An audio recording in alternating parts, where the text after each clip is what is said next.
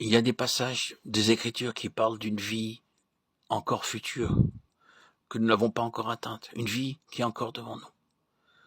Il nous faut avancer pour avoir la vie. Nous devons hériter la vie éternelle. Et cela parce que la connaissance de Christ est progressive, toujours grandissante. C'est une éducation.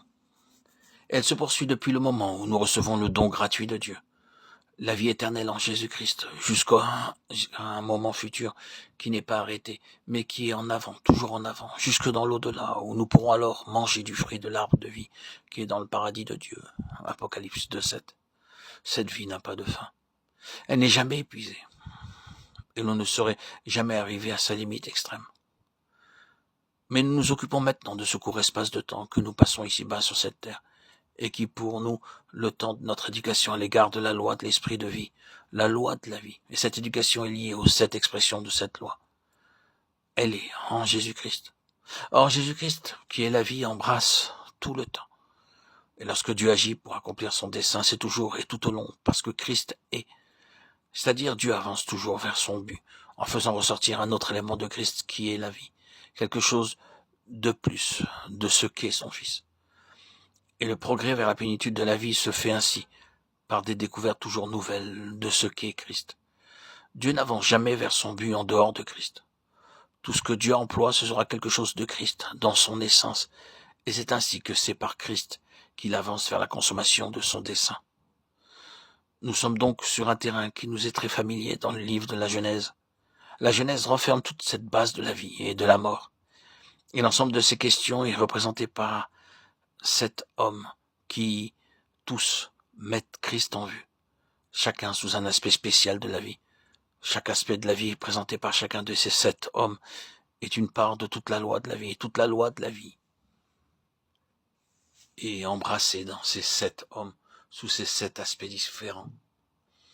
Les 7 vont d'Adam jusqu'à Joseph.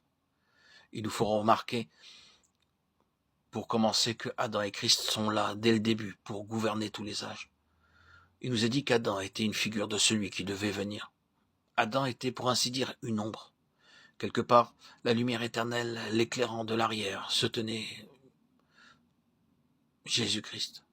La réalité et l'ombre étaient là ensemble, regardant à travers tous les âges, pour gouverner tous les âges, selon la pensée de Dieu. La loi de la vie en Jésus-Christ est représentée par l'arbre de la vie dans le livre de la Genèse. Adam devait montrer le chemin de la vie. Si Adam n'avait pas choisi un autre chemin au lieu de celui que Dieu avait voulu pour lui, Adam aurait montré comment agit la vie, comment opère la loi de la vie, et comment par l'action de cette loi Dieu arrive à son but, toujours et toujours par un chemin vivant, le chemin de la vie, par l'opération d'un principe établi. Mais Adam faillit, lui qui devait être la représentation, oui, et la personnification de cette loi et de ce chemin de vie, il faillit. Et il représente dorénavant le chemin de la mort. Mais Christ, que nous connaissons maintenant comme le dernier Adam apparu, et il est en lui-même la personnification de cette loi de la vie. Il montre le chemin de la vie, il accomplit ce qu'Adam n'a pas pu accomplir. Et il atteint le but de Dieu par le chemin de la vie.